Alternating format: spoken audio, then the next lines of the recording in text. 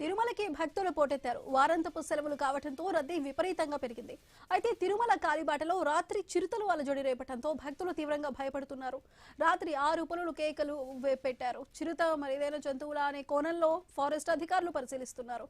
సెలవులు ఉన్న కారణంగా తిరుమల కొండకు భక్తులు నడిచి వెళుతున్నారు. చిరుతలు అలజడి ఉన్న నేపథ్యంలో టీటీడీ భద్రతను పెంచింది. మరింత సమాచారం మా ప్రతినిధి గోపినాథ్ అందిస్తారు.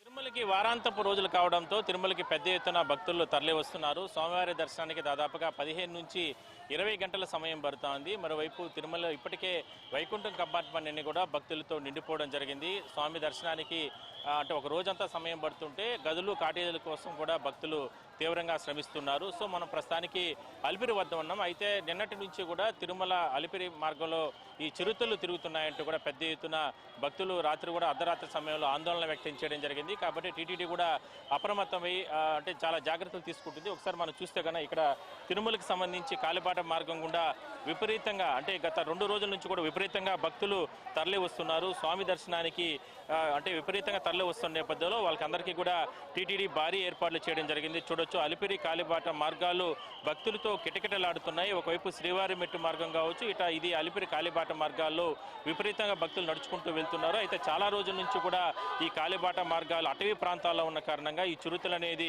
పెద్ద ఎత్తున తిరుగుతుంటాయి. శ్రీవారి మెట్టు మార్గంలో కూడా చిరుతలు అనేది సహజంగా వస్తూ ఉంటాయి. అయితే ఆ సందర్భంగా చాలా జాగ్రత్తలు తీసుకొని వెళ్లాలంటూ కూడా టీటీడీ అధికారులు నిత్యం చెప్తూ ఉంటారు. ముఖ్యంగా ఇలాంటి చిన్నపిల్లలను తీసుకెళ్లే సందర్భంలో గుంపులుగా భక్తులు అంటే స్వామివారి దర్శనానికి నడిచి వెళ్లే సందర్భంలో వెళ్లాలని కూడా చెప్తూ ఉంటారు. ఎందుకంటే గతంలో కూడా అంటే ఈ చిరుతలు అనేది కాలిబాట మార్గాల్లో తిరుగుతూ ఉంటాయి. రాత్రి కూడా కొన్ని అంటే లక్ష్మీ నరసింహస్వామి ఆలయం వద్ద చిరుత వచ్చిందంటూ కూడా పెద్ద ఎత్తున భక్తులు అరుపులు కేకలు వేయడం జరిగింది. అయితే అది చిరుత ఏందనేది ఇప్పటి వరకు కూడా ధృవీకరణ చేయలేదు.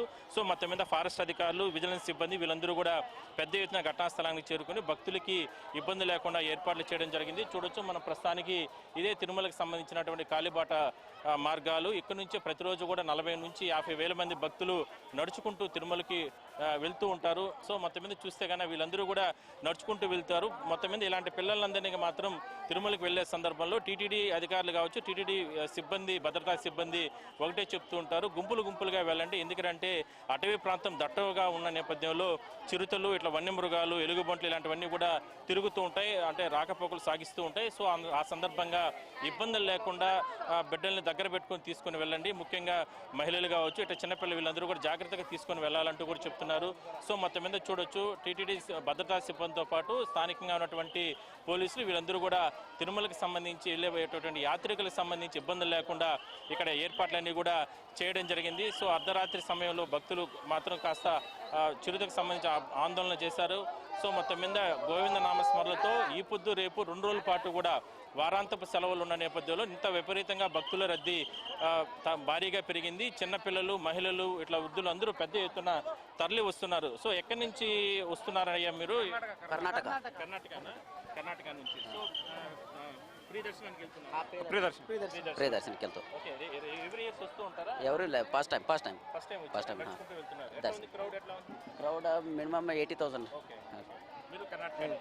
సో వీళ్ళందరూ కూడా భక్తులు చూడండి నడుచుకుంటూ వెళ్తున్నారు. అలిపిరి స్టెప్స్ పైన వెళ్తున్నారు. ఎక్కడి నుంచి? రాజమండ్రి నుంచి వచ్చారు. క్రౌడ్ ఎట్లుంది? బాగా ఎక్కువగా ఉంది. క్రౌడ్ బాగా ఫుల్గా ఉంది. నడిచి వెళ్ళి మళ్ళీ దర్శనానికి వెళ్తారు.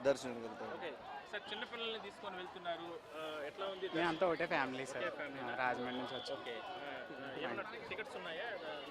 మార్నింగ్ దర్శనం టికెట్ తీసుకున్నాం.